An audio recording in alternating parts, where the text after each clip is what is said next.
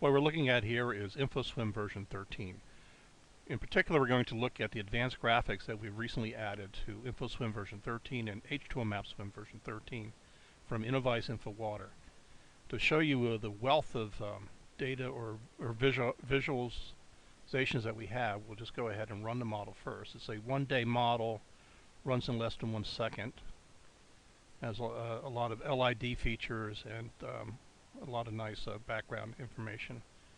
To get into the graphics, we either can use the Output Report Manager or the graph icon inside of Attribute Browser. So we come over here and we look at our various data for our subcatchment. We can also have reference graphs. So for example, we could look at multiple axes.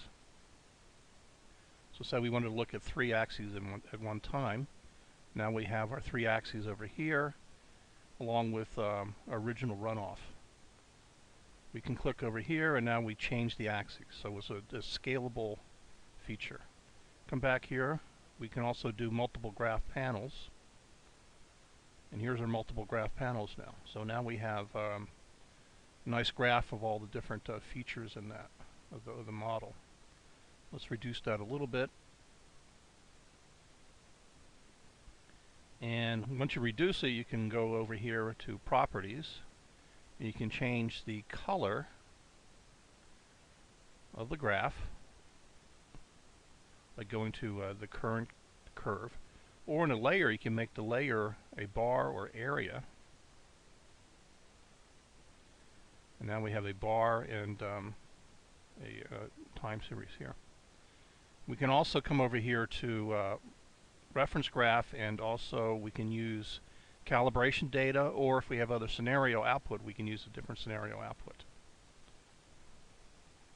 We can look at a lot of different features. For example, if we go over here to conduit group graph, we can graph all of the links together.